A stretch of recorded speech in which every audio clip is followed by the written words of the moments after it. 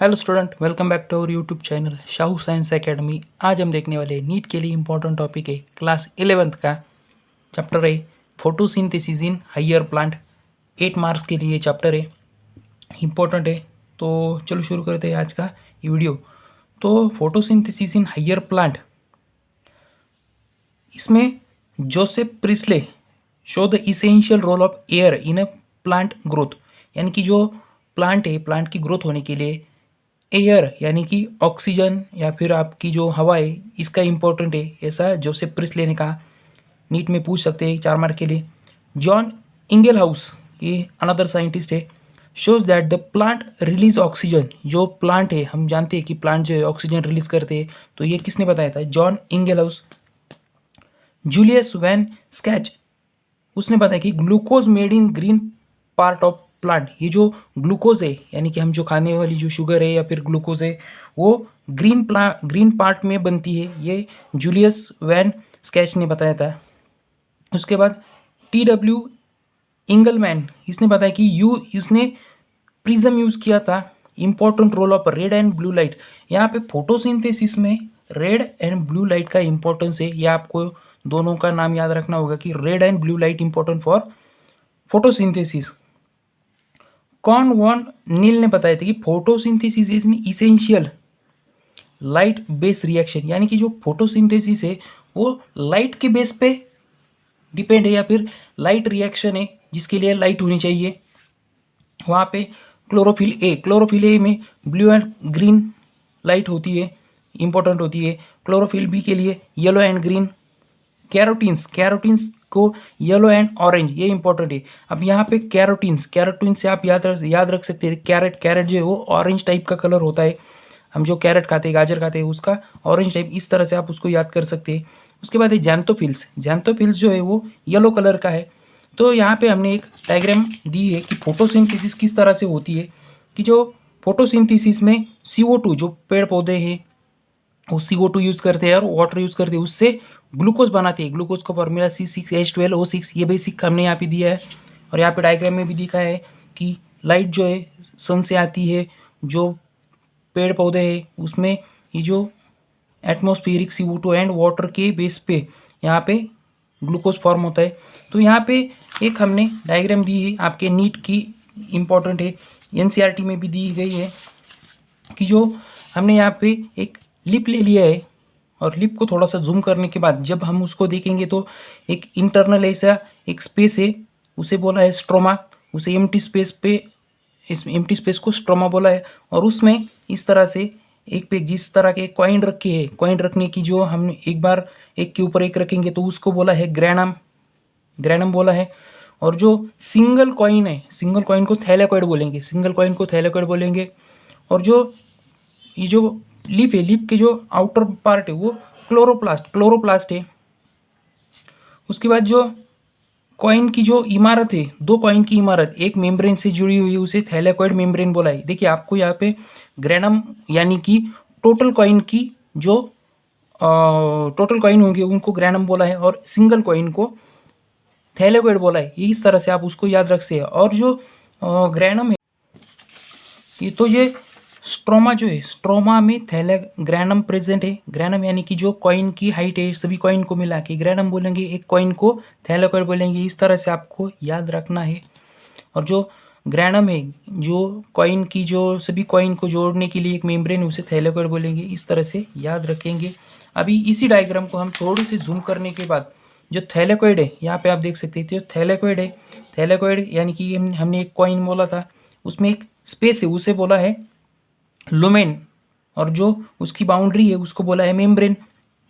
उसके बाद है क्लोरोप्लास्ट यानी कि जो आउटर पार्ट था, यहाँ पे आप देख सकते हैं क्लोरोप्लास्ट, यहाँ पे साइड को है स्ट्रोमा के बाहर का पार्ट, उसे क्लोरोप्लास्ट बोला है। स्ट्रोमा के बाहर के पार्ट, ये देखिए स्ट्रोमा का जो बाहर का हिस्सा है उसे क्लोरोप्लास्ट बोला है। तो जो क्लोरोप्लास्ट है, क्लोरोप्लास्ट के 2 इंपॉर्टेंट पार्ट है, एक तो है थैलेकॉइड जो हमने देखा है और दूसरा है स्ट्रोमा। अब यहाँ पे किस तरह से रिएक्शन होती है ये हम देखने वाले हैं with the help of diagram. जो थैलेकॉइड है, जो सन है, सूरज है, सूरज से लाइट आती है, तो यहाँ पे फोटोसिंथेसिस सेकंड इंपॉर्टेंट है। और जो टीएम को यानी कि टारगेट मॉलिक्यूल है। तो ये जो थैलेकॉइड है आप देख सकते हैं एक ही कलर का यूज़ किया है, थैलेकॉइड ये सिंगल कॉइन है। किस तरह से सिंगल कॉइन में रिएक्शन होती है ये इंपॉर्टेंट है। तो थैलेकॉइड में जब वाटर इनसाइड में आता है तो वाटर का ब्रेकडाउन हो जाता है यहाँ पे ऑक्सीजन एंड हाइड्रोजन के आयन के फॉर्म में। तो ऑक्सीजन यहाँ से आउटसाइड आता है, आउटसाइड O2 आउटसाइड। आप जानते हैं कि पेड़ पौधे जो है वो ऑक्सीजन देते हैं। और जो थैलेकॉइड का लुमेन है ये देख सकते हैं, लुमेन या फिर इनर स्पेस है, इससे H+ आयन भी बाहर आते हैं। कहाँ बाहर आते हैं? स्ट्रोमा, स्ट्रोमा के बाहर आते हैं, या फिर आपके जो थैलेकॉइड है थैलेकॉइड से गुजर कर स्ट्रोमा में आते हैं। तो यहाँ पे स्ट्रोमा में ATP सिंथेसिस होती है। ATP is nothing but it is energy. ATP synthesis यानी कि एनर्जी है, और जो एनर्जी वो 2 फॉर्म में होती है, एक ATP और दूसरी होती है NADPH। NADPH ये इंपॉर्टेंट है। तो जो इसको बोला गया है लाइट रिएक्शन, लाइट रिएक्शन क्योंकि ये सभी क्या होता है लाइट की प्रेजेंस में होती है। जो यहाँ पे एक इम्पोर्टेंट टर्म है फोटो, फोटो यानी कि लाइट। फोटोसिंथेसिस का मीनिंग है कि लाइट रिएक्शन। यहाँ पे ATP से गुजर कर फॉस्फोराइलेशन होता है। फॉस्फोराइलेशन यानी कि एनर्जी जनरेशन। और जो NADPH है NADPH वो डार्क रिएक्शन इन स्ट्रोमा में होती है। ये इंपॉर्टेंट है। NADPH कहाँ प्रेजेंट होता है कि जो डार्क रिएक्शन है इन स्ट्रोमा। ये इंपॉर्टेंट है, नीट के लिए आपको पूछते हैं कि NADPH कहाँ होता है, तो डार्क रिएक्शन में इन्वॉल्व होता है। और ये डार्क रिएक्शन कहाँ होती है? स्ट्रोमा में। Dark reaction found in stroma, ये इंपॉर्टेंट है आपके लिए। और जो उसके बाद हम देखने वाले हैं कि किस तरह से ये जो स्ट्रोमा में डिफरेंट टाइप ऑफ रिएक्शन होती है। तो यहाँ पे देखेंगे कि जो स्ट्रोमा है, स्ट्रोमा को हमने बोला था कि जो हमारा ये जो एम्प्टी स्पेस है, एम्प्टी स्पेस है किसके बाहर कि जो हमारा क्लोरोप्लास्ट है ग्रैनम के बाहर ये जो एम्प्टी स्पेस है उसे स्ट्रोमा बोला है। तो उसमें ये जो डार्क रिएक्शन होती है, तो डार्क रिएक्शन में कौन कौन सी रिएक्शन आती है? तो पहली है C3 या फिर केल्विन साइकिल, इंपॉर्टेंट है। स्ट्रोमा में कौन कौन सी रिएक्शन होती है, इस तरह से क्वेश्चन पूछ सकते हैं। या फिर डार्क रिएक्शन में कौन कौन सी रिएक्शन आती है? तो C3, C4 and camp pathway. C3 को केल्विन साइकिल बोला जाता है, C4 को हैच स्लैग पाथवे, और कैम्प पाथवे ये जो थर्ड रिएक्शन है या फिर ये पाई जाती है। तो यहाँ पे हम देखेंगे कि C3 या फिर केल्विन साइकिल किस तरह से है। तो सबसे पहले जो केल्विन साइकिल है वो स्ट्रोमा में होती है, ये तो आपको याद रखना होगा। जो स्टार्टिंग कंपाउंड है राइबुलोज 1,5-bis फॉस्फेट, ये आपकी नीट के NCERT के बुक में, बायोलॉजी की बुक में दी गई है। जो एटमॉस्फेरिक CO2 एंड वाटर है वो इंसर्ट आता है कहाँ पे? स्ट्रोमा में। और जो राइबुलोज फॉस्फेट है उसके साथ रिएक्ट होने के बाद कार्बोक्सिलेशन होता है। कार्बोक्सिलेशन यानी कि एडिशन ऑफ कार्बन। तो उसके बाद जो है 3-फॉस्फोग्लिसरेट फॉर्म होता है, 3PGA इसको बोला गया है, 3-फॉस्फोग्लिसरेट। तो 3-फॉस्फोग्लिसरेट है, इसमें 2 ATP और 2 NADPH इन्वॉल्व होने के बाद ADP and phosphate and NADP plus ion ये जो है वो फॉर्म होता है। यहाँ पे आप देख सकते हैं। तो जो फॉस्फोराइलेशन है, फॉस्फोराइलेशन के बाद रिडक्शन होता है, रिडक्शन के बाद ट्रायोस फॉस्फेट बन फॉर्म होता है। और जो ट्रायोस फॉस्फेट है वो रीजनरेशन होता है, यहाँ पे ATP यूज होता है और ADP फॉर्म होता है। और जो ट्रायोस फॉस्फेट से सुक्रोज या फिर स्टार्च मिलती है जो हम खाते हैं, शुगर। आपको एक इंपॉर्टेंट लाइन है यहाँ पे दी गई कि जो 6 टर्न इस साइकिल की जो केल्विन साइकिल या फिर C3 पाथवे, एक 6 टर्न होने के बाद रिक्वायर फॉर 1 ग्लूकोज फॉर्मेशन। ये इंपॉर्टेंट है, नीट में पूछ सकते हैं कि कितने टर्न यानी कि 1 2 3 4 5 6 बार ये साइकिल घूमने के बाद एक मॉलिक्यूल ऑफ ग्लूकोज फॉर्म होता है। ये इंपॉर्टेंट है। 6 टर्न होने के बाद क्या फॉर्म होता है, इस तरह से भी पूछ सकते हैं। एक ग्लूकोज, कितने ग्लूकोज मॉलिक्यूल? तो एक ग्लूकोज। तो ये जो केल्विन साइकिल को हम याद करने के लिए हमने यहाँ पे ट्रिक लिखी है कि जो रूबी यानी कि राइबुलोज 1,5-bis फॉस्फेट, रूबी को से हम याद रखेंगे कार्बन डाइऑक्साइड। रूबी को पागल, रूबी को 3 पागल, 3 यानी कि 3 फॉस्फोग्लिसरेट यानी कि 3PGA। रूबी को 3 पागल या फिर रूबी को 3 बार पागल बनाया और 3 पंच से याद रखेंगे हम ट्रायोज फॉस्फेट, 3 पंच यानी कि ट्रायोज फॉस्फेट। और ट्रायोज फॉस्फेट यहाँ देख सकते हैं कि रीजनरेशन होता है क्या, राइबुलोज, यानी कि 3 पंच के लगाने के बाद रीजनरेशन ऑफ रूबी। तो रूबी को तीन तीन बार पागल बनाया, 3 पंच लगाए, इस तरह से आप बोलेंगे रूबी को 3 बार पागल बनाया। रूबी यानी कि राइबुलोज फॉस्फेट को से कार्बन डाइऑक्साइड, 3 बार यानी कि क्या, पागल यानी कि 3 फॉस्फोग्लिसरेट। हाँ, 3 बार पागल बनाया और 3 पंच, 3 से याद हो जाएगा ट्रायोज, पंच से याद रखेंगे फॉस्फेट, ट्रायोज फॉस्फेट। और रीजनरेट होता है क्या, रूबी यानी कि राइबुलोज फॉस्फेट। इस तरह से आप जो है केल्विन साइकिल को याद कर सकते हैं।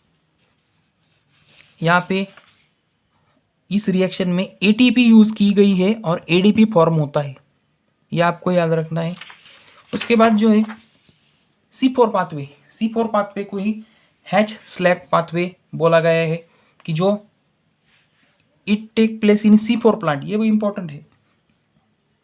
C4 प्लांट में सिर्फ C4 साइकिल फॉर्म होती है या फिर हैच स्लैग पाथवे होता है। तो इसमें इंपॉर्टेंट है कि 2 टाइप्स ऑफ सेल है, एक है मेसोफिल सेल, दूसरी बंडल शीथ सेल। तो mesophyll and bundle sheath cell ये दोनों सेल इंपॉर्टेंट है, और ये जो दोनों है वो सिर्फ C4 प्लांट में पाई जाती है। तो यहाँ पे है मेसोफिल सेल, हमने एक डायग्राम के फॉर्म में लिखा है कि मेसोफिल सेल और बंडल शीथ सेल, इस तरह से 2 सेल एक ज्वाइन की है। तो मेसोफिल सेल में क्या होता है कि 3 कार्बन की जो फॉस्फोइनोल पायरुवेट है, फॉस्फोइनोल पायरुवेट यहाँ पे लिखा है पीईपी, यानी कि 3 कार्बन का एक कंपाउंड है। पीईपी का फुल फॉर्म है फॉस्फोइनोल पायरुवेट। उस रिएक्ट होता है जो एटमॉस्फेरिक या फिर एनवायरमेंटल CO2 है, उसके साथ कंबाइन होने के बाद 4 कार्बन का एसिड फॉर्म होता है। ऑलरेडी पीईपी 3 कार्बन का है और एक CO2 का, 3 और 1 4 कार्बन का एसिड बन जाता है। और जो बाउंड्री यहाँ पे 4 कार्बन का जो एसिड है, इस बाउंड्री को क्रॉस ओवर करने के बाद जो बंडल शीथ सेल है, बंडल शीथ सेल में एंटर करता है। और जो बंडल शीथ सेल में क्या फॉर्म होता है, यहाँ पे 3 कार्बन का एसिड फॉर्म होता है, ये इंपॉर्टेंट है। और एक CO2 यहाँ पे बाहर इवॉल्व हो जाता है। और जो राइबुलोज आउटर साइड है, उसके साथ फिर से एक बार CO2 रिएक्ट होता है। तो ये इंपॉर्टेंट है कि 3 कार्बन की जो फॉस्फोइनोल पायरुवेट है, एटमॉस्फेरिक CO2 के साथ रिएक्ट होता है, 4 कार्बन का एसिड फॉर्म होता है, बंडल शीथ सेल में आता है, अगेन CO2 बाहर निकल जाता है, 3 कार्बन का एसिड फॉर्म होता है, और जो CO2 है वो राइबुलोज के साथ रिएक्ट होता है। उसका ये जो हैच स्लैग पाथवे या फिर C4 पाथवे किस में पाया जाता है, तो शुगर केन, कॉर्न में प्रेजेंट है। ये इंपॉर्टेंट है, आपके जो नीट के लिए इंपॉर्टेंट है, क्वेश्चन पूछ सकते हैं नीट में कि C4 pathway found in which plant, तो शुगर केन और कॉर्न में पाया जाता है। तो प्राइमरी CO2 एक्सेप्टर, ये जो रिएक्शन हमने पढ़ी थी कि C4 पाथवे, तो इसमें जो primary CO2 acceptor in C4 plant is PEP, यानी कि फॉस्फोइनोल पायरुवेट। जो CO2 है, जो प्राइमरी CO2 उसे कौन एक्सेप्ट करता है, पीईपी यानी कि फॉस्फोइनोल पायरुवेट। 4 कार्बन का जो एसिड है enter in bundle sheath cell, ये इंपॉर्टेंट है कि जो 4 कार्बन का एसिड है किस में एंटर करता है, तो बंडल शीथ सेल में। तो आपको याद रखना होगा कि मेसोफिल सेल ऊपर है और बंडल शीथ सेल नीचे है। ये जो रिएक्शन है, आगे ना मैंने यहाँ पे रिएक्शन के फॉर्म में दिए, फॉस्फोइनोल पायरुवेट CO2 के साथ रिएक्ट होने के बाद 4 कार्बन का एसिड होता है। ये जो रिएक्शन किस में होती है, मेसोफिल सेल। और जो 4 कार्बन का एसिड है आगे नहीं एंटर करता है किस में, बंडल शीथ सेल में। CO2 बाहर जाता है, 3 कार्बन का एसिड होता है, 3 कार्बन का एसिड, ये इंपॉर्टेंट है, 3 कार्बन का एसिड अगेन मेसोफिल सेल में एंटर करता है। और जो 3 कार्बन का एसिड है phosphoenol pyruvate is acid, again CO2 के साथ रिएक्ट होता है, अगेन 4 कार्बन का एसिड फॉर्म होता है, CO2 अगेन बाहर निकलता है, 3 कार्बन इंटर करता है। यहाँ पे इस तरह से ये साइकिल कंटिन्यू चलती है। तो ये जो C4 पाथवे इंपॉर्टेंट है, हमने देखा किस तरह से आपकी जो नीट में सवाल पूछ सकते हैं इस पर। और जो C4 पाथवे हमने इन डिटेल यहाँ पे पढ़ा, उसके पहले हमने C3 पाथवे पढ़ा। अब जो थर्ड पाथवे है कैम्प पाथवे, ये हम पढ़ने वाले हैं कि जो आपके इम्पोर्टेंट है नीट के लिए। तो यहाँ पे, और ये जो तीनों रिएक्शन है C3 साइकिल हो या फिर C4, ये सभी स्ट्रोमा में होती है, डार्क रिएक्शन है। उसके बाद एक केल्विन साइकिल कंटिन्यूसली गोज, ये इंपॉर्टेंट है। CO2 फिक्सेशन होता है, फॉस्फोइनोल पायरुवेट एंड CO2, ये ऑलरेडी देखा था। डिकार्बोक्सिलेशन होता है, ये मेसोफिल सेल में डिकार्बोक्सिलेशन, ये इंपॉर्टेंट है। CO2 फिक्सेशन कहाँ होता है, तो यहाँ पे हमने देखा था CO2 फिक्सेशन यानी कि एडिशन कहाँ होती है, तो आपके मेसोफिल सेल में। उसके बाद डिकार्बोक्सिलेशन यानी कि कार्बन CO2 कहाँ बाहर निकलता है, तो मेसोफिल से सॉरी बंडल चिट सेल में बाहर निकलता है, ये इंपॉर्टेंट है केल्विन साइकिल में। और जो 3 कार्बन का एसिड फॉर्म होता है, रीजनरेशन होता है फॉस्फोइनोल पायरुवेट, ये जो रीजनरेट होता है फॉस्फोइनोल पायरुवेट का यहाँ पे होता है। तो जो उसके बाद 3 नंबर का पाथवे है, तो कैम्प पाथवे है। तो कैम्प pathway generally found in xerophytic plant, important है, जिसमें वाटर कंजर्वेशन होता है। ये जो जीरोफाइटिक प्लांट है उसमें वाटर का कंजर्वेशन होता है।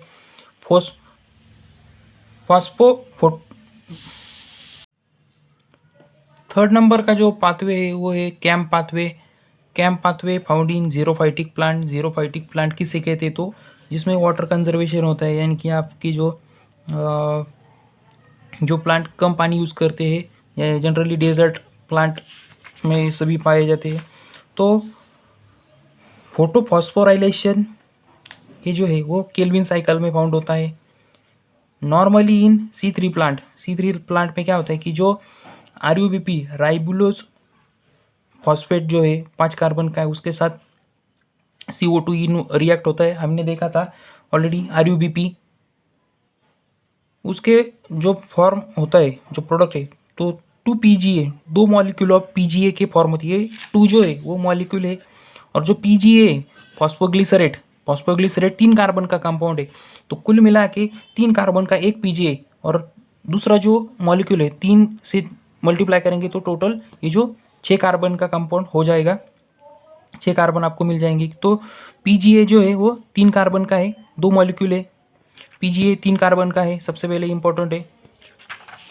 बट फोटो रेस्पिरेशन, ये इंपॉर्टेंट है कि फोटो रेस्पिरेशन में होता क्या है। रेस्पिरेशन यानी कि ऑक्सीजन के साथ इन्वॉल्व होता है। RUBP जो 5 कार्बन का कंपाउंड है, RUBP ऑक्सीजन के साथ रिएक्ट होता है। तो 3 कार्बन का PGA तो फॉर्म होता है, लेकिन एक 2 कार्बन का फॉस्फोग्लाइकोलेट फॉर्म होता है, ये इंपॉर्टेंट है। ये जो फॉस्फोग्लाइकोलेट है ये इंपॉर्टेंट है, 2 कार्बन का कंपाउंड है।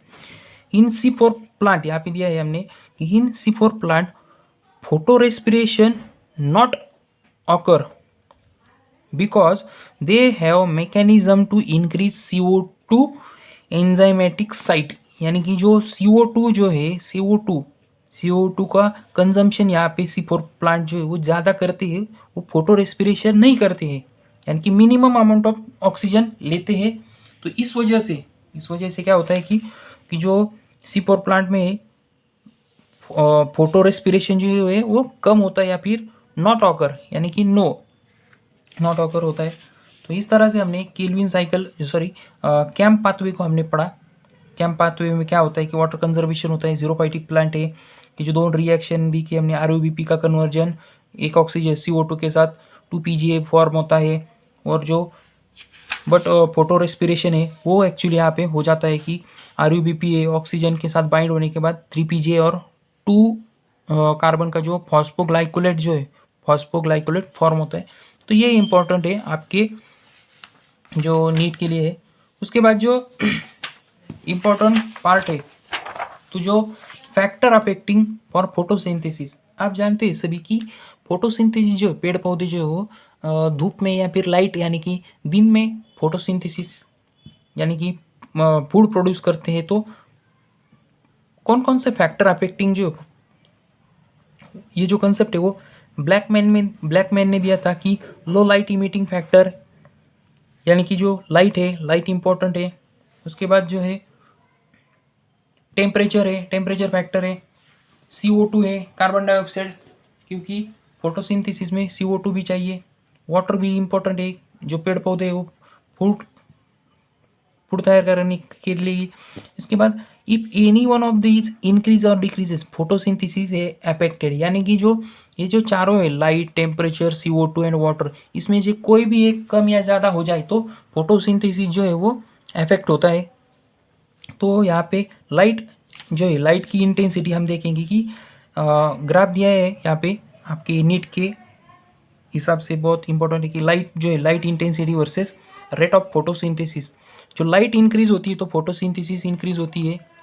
Eight low light less photosynthesis, यानी कि जो कम धूप होगी तो कम जो फोटोसिंथेसिस है वो होगा। At high intensity rate does not increases, ये जो हाई इंटेंसिटी होगी तो उसमें जो does not increases rate photosynthesis constant. जो फोटोसिंथेसिस यहाँ पे ग्राफ दिया है कि जो हाई इंटेंसिटी होने के बाद भी है जो फोटोसिंथेसिस ये जो है कांस्टेंट होगी, यानी कि ज़्यादा धूप से भी ज़्यादा फोटोसिंथेसिस नहीं होता है, वो कांस्टेंट होता है। यदि आप एक पौधे को लेंगे और उस पर ज़्यादा उसको धूप में रख देंगे 12 बजे की या फिर दोपहर में ऐसे, तो ज़्यादा फोटोसिंथेसिस होगा, इस तरह से नहीं है।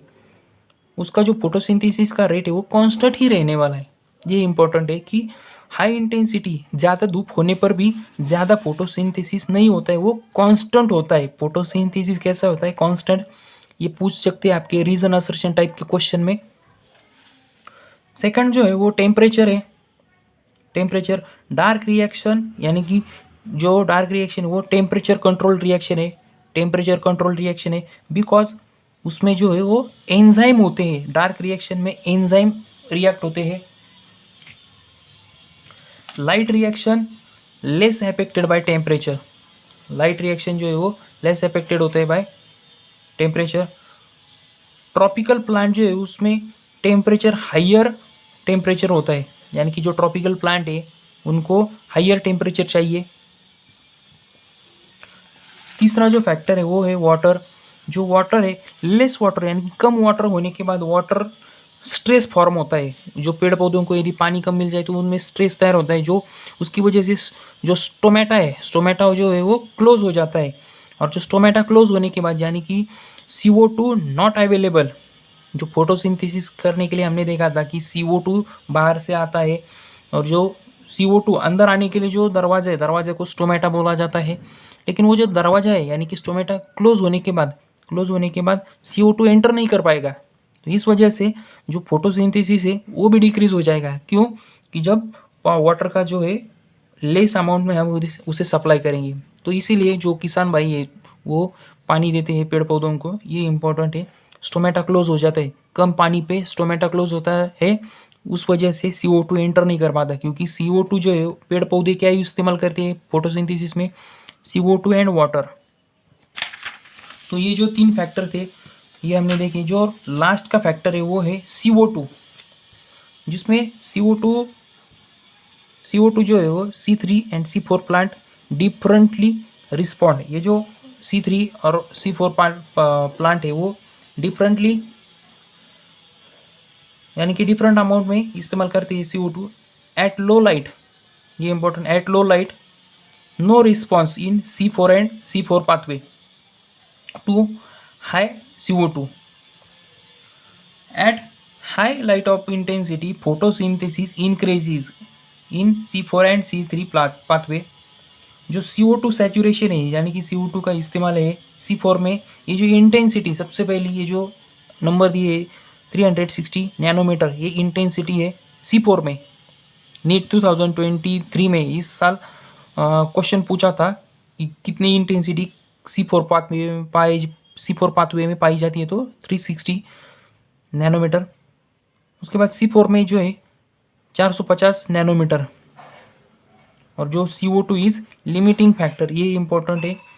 तो इस तरह से हमने आज देखा कि फोटोसिंथेसिस इन हायर प्लांट, ये जो इंपॉर्टेंट है C4 को ये नंबर याद रखना होगा 360, और C3 में 450 नैनोमीटर। तो जो फोटोसिंथेसिस इन हायर प्लांट हमने आज यहाँ पे देखा, ये जो सभी रिएक्शन है वो स्ट्रोमा में पाई जाती है।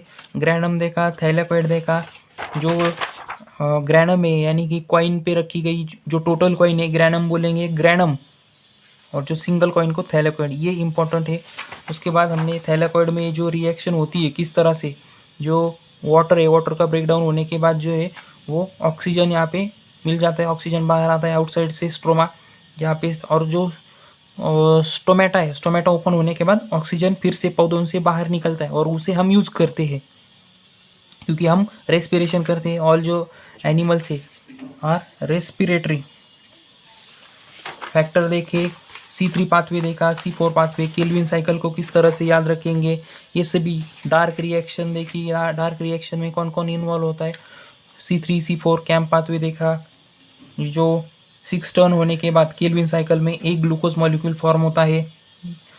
रूबी को 3 बार पागल बनाया, 3 पंच लगा के नॉर्मल कर दिया या फिर रीजनरेट हो गया। इस तरह से हमने जो हमारी केल्विन साइकिल है उसको याद करने के लिए देखा, C4 पाथवे देखा।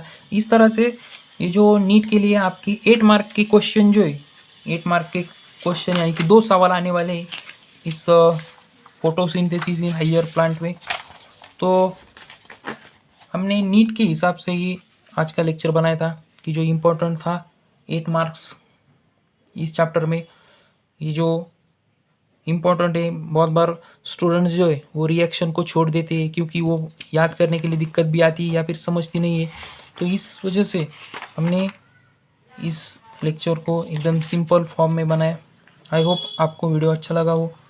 तो हमारा जो चैनल है शाहू साइंस एकेडमी उसे लाइक करें, शेयर करें एंड सब्सक्राइब करें। आपके नीट के 2024 के लिए इम्पोर्टेंट है। Thanks for watching our video. Subscribe our YouTube channel.